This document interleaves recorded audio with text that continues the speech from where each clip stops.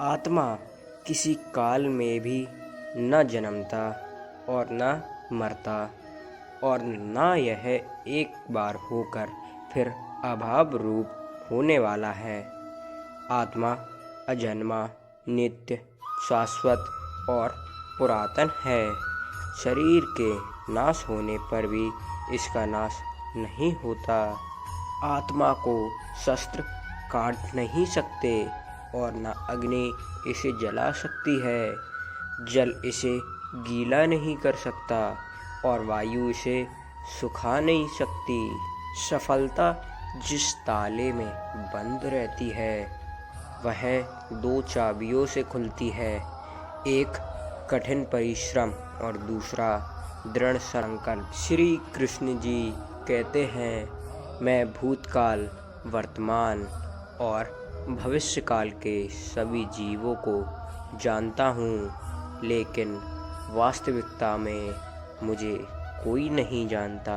जो व्यक्ति दान कर्तव्य समझकर बिना किसी संकोच के किसी ज़रूरतमंद व्यक्ति को दिया जाए वह सात्विक माना जाता है। जो पुरुष सुख तथा दुख में विचलित नहीं होता और इन दोनों में समभाव रहता है वह निश्चित रूप से मुक्ति के योग्य है।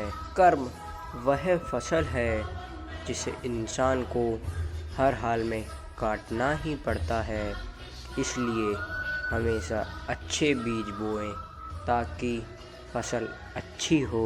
जो लोग भक्ति में श्रद्धा नहीं रखते वे मुझे पा नहीं सकते, अतः वे इस दुनिया में जन्म मृत्यु के रास्ते पर वापस आते रहते हैं। श्री कृष्ण जी कहते हैं, मैं धरती की मधुर सुगंध हूँ, मैं अग्नि की ऊष्मा हूँ, सभी जीवित प्राणियों का जीवन और सन्यासियों का आत्म संयम भी हूँ मैं। वह जो सभी इच्छाएं त्याग देता है और मैं और मेरा की लालसा और भावना से मुक्त हो जाता है, उसे शांति प्राप्त होती है। श्री कृष्ण जी कहते हैं, मेरे लिए न कोई घृणित है न प्रिय, किंतु जो व्यक्ति भक्ति के साथ मेरी पूजा करते हैं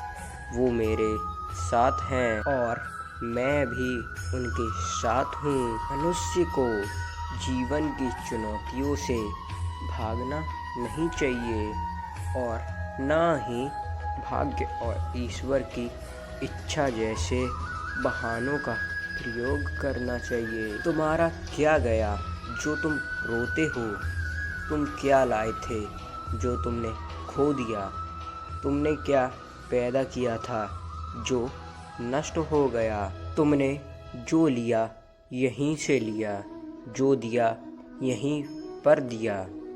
जो आज तुम्हारा है कल किसी और का होगा, क्योंकि परिवर्तन ही संसार का नियम है। जो मनुष्य जिस प्रकार से ईश्वर का स्मरण करता है उसी के अनुसार ईश्वर उसे फल देते हैं। कंस ने श्री कृष्ण को सदैव मृत्यु के लिए स्मरण किया तो श्री कृष्ण ने भी कंस को मृत्यु प्रदान की।